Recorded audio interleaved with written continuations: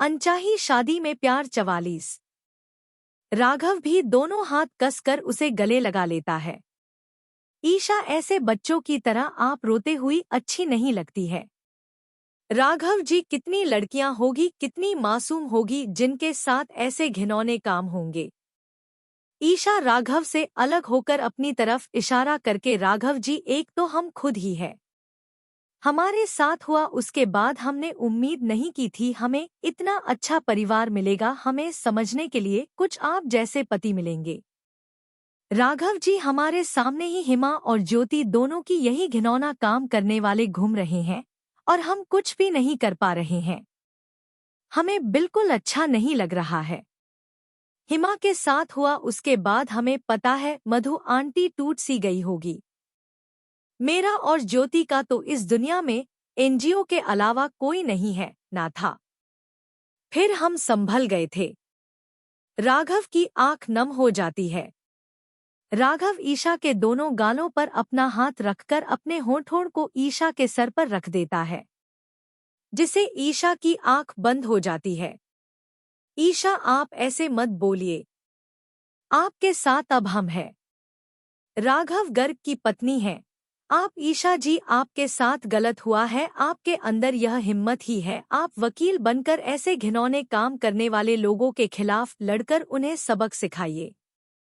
आइंदा कोई अवी या एनजीओ का कोई टीचर ऐसा नहीं कर पाएगा कि सी भी मासूम के साथ। ईशा हाँ मैं सर हिला देती है, राघव के गले लग जाती है। आशा जी टिफिन लेकर हिमा के पास अस्पताल जाती है। हिमा को डॉक्टर इंजेक्शन देकर बेहोश किया हुआ था। मधु जी एक कोने में बैठी थी, उनकी आंख लग जाती है। आशा जी मधु जी को ऐसे सोफे के नीचे कोने में सोया देखकर धीरे धीरे पैर रखकर टिफिन को टेबल पर रखती है, पर मधु जी की नींद खुल जाती है। मधु जी उठकर, भाभी सा आप तो एनजीओ गई थी, ईशा और राघव आने वाले थे, वो आए नहीं आपके साथ? मधु ज्योति की तबीयत थोड़ी ज्यादा खराब होने की वजह से ईशा और राघव को मैंने एनजीओ बुला लिया था, वो कभी ज्योति के पास है। यहाँ मैं तुम्हारे लिए टिफिन लेकर आई हूँ, तुम थोड़ा खा लो, नहीं तो हिमा के ठीक हो जाने पर तुम बीमार हो जाओगी। मधु जी हाँ मैं सर हिला देती है, फिर हाथ धोने के लिए बाथरूम में चली जाती है। राहुल ऑफिस पहुंच जाता है। मानवी उसका इंतजार करने के लिए बाहर ही खड़ी थी। मानवी मोबाइल में समय देखती हुई, क्लाइंट आने वाले हैं आज, पर राहुल सर पता नहीं कहाँ रह गए। अंजलि राघव के केबिन में थी, वहां फाइल को रैंक में सही से रख रही थी, क्योंकि राघव के केबिन में कमरे लगे थे जिसकी फोटोज राघव के मोबाइल में दिखती थी। ईशा और राघव ज्योति के पास आकर, बेटा आप क्या खाओगे? ज्योति ना मैं सर हिला देती है। बेटा हम आपको घुमाने तभी लेकर जाएंगे जब आप खाना खाकर एकदम तंदुरुस्त हो जाएगी। तो जल्दी से बताइए क्या खाना पसंद करोगी आप? आलू की सब्जी जो ईशा दीदी एक बार हमारे लिए लेकर आई थी वैसी, और परांठे। राघव ईशा की तरफ देखकर, तुमने बच्ची को अपने हाथ की आलू की सब्जी कब खिलाई? मुझे रहते 4 महीने हो गए तुम्हारे साथ, मैंने तो अभी तक नहीं खाई। यह बच्ची प्यार से खाती है, हमारे हाथ की बनी सब्जी को आप प्यार से खाते नहीं हो, इसलिए आपको पता नहीं किस दिन क्या खाया। हम खाने को नहीं बनाने वाली को प्यार से देखते हुए खाते हैं, तभी तो हमें सब्जी का पता नहीं चलता है। राघव ईशा की आंखों में देखता हुआ बोलता है।